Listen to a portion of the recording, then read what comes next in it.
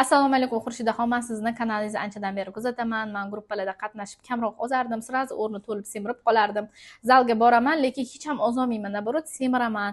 Menda juda asabiylik, kamqonlik, ish yoqmaslik holati ko'p. Shu uchun gruppangizga to'lov qilib, joy bron qildim deb yozibdilar menga.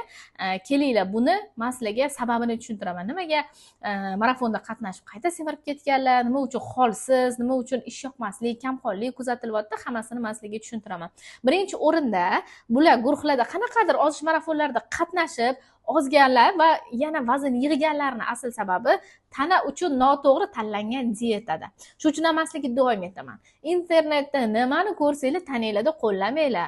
Aytishinglar mumkin, "Bitta qilib ko'ringchi, natija bo'ladimi, yo'qmi?" deyishinglar mumkin, lekin tanada qanaqa holat ketayotgani, metabolizminglarni buzib qo'yayotganinglarni bilmaysizlar. Metabolizm buzildi degani aynan mana ozish marafonidan keyin yana qayta vazn olasizlar va ortig'i bilan olasizlar degani. Sizlarda metabolizm buzilsa, ozayotgan odam metabolizmga nisbatan shunaqa e'tiborli bo'lish kerakki, chunki bizani semirishimiz bilan metabolizmimiz yonma-yon. Metabolizm sekinlashsa bizda semirish kuzatiladi. Metabolizm tezlashsa ozish kuzatiladi. Shu sabab biz metabolizmimizni tezlashtiradigan odatlar ko'proq qilishimiz kerak, sekinlashtiradigan emas. Bularda noto'g'ri tanlangan dieta turlari. Ya'ni eshitganman juda ham ko'p marafonlarda, qanaqadir guruhlarda anaqa bilan ozdirishadi. Har xil dieta turlari, fanda isbotlanmagan, tibbiy tasdiqlanmagan dieta turlaridan foydalanib ozdirishadi-da.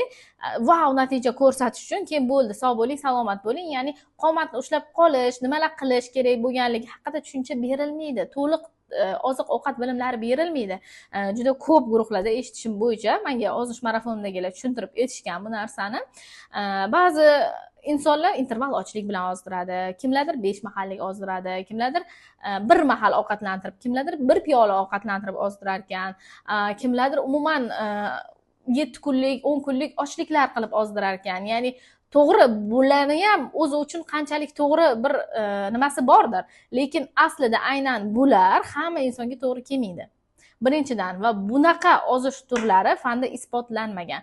To'g'ri, bularning orasida interval ochlik bilan autofagiya fanda isbotlangan, lekin qolganlari bo'ladi-yu, mana mono dieta, paleo dieta, shunga o'xshash tuxumli dieta, apelsinli dieta turlari ko'p-ku. Aynan bular fanda isbotlanmagan va bunaqa ozish natijasida qayta semirib ketish ehtimoli o'ta yuqori bo'ladi. Shu uchun ham ozishni, ya'ni o'sha ozish turini to'g'ri tanlash kerak bo'ladi. Bu birinchidan, metabolizmni tezlashtiradigan odatlarni ko'proq qilish kerak bo'ladi. Bu ikkinchidan, chunki metabolizmimizda tez bo'lsa, sirazi vazn olmaymiz. Doim bir xil qomatda yurishimizga yordam beradi.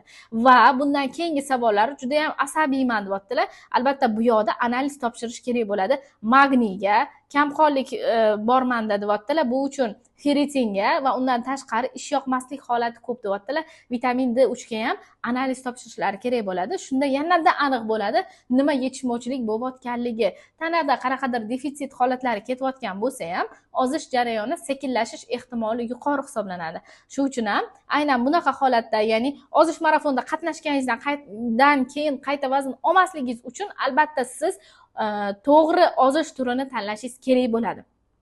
Dietolog tomonidan sizga to'g'ri tushuncha berilishi kerak bo'ladi oziq ovqat haqida. Oziq ovqat, masalan, sizlar o'ylamanglar, kartoshka, piyoz, sabzi, mana shuni o'zi, go'sht deb. Oziq ovqatni tushunchasi bu juda ham chuqur. Juda chuqur. Oddiy misol yog'ni aytaman men sizlarga. Mana yog' deb ko'rasizlar, yog'ni o'zi 3 ga bo'linadi. To'yingan, to'yinmagan, trans yog'ga bo'linadi. Keyin to'yinmagani, mono to'yinmaganlari bor. Mana turlari juda ham ko'p. Yog'ni o'zi 5 ta guruhlarga bo'linadi-da. Buni qaysi biri qaysi paytda iste'mol qilinishini siz bilmaydigan bo'lsangiz, normalariga e'tibor bermaydigan bo'lsangiz, ya'ni oziq ovqat bilimlari sizda yetarli bo'lmasa, albatta xuddi shunaqa oz bo'lganingizdan keyin qaytalanadi. Sizda vazn qaytalanmasligi uchun sizga to'liq oziq ovqat bilimlarini beradigan dietolog maslahati kerak bo'ladi.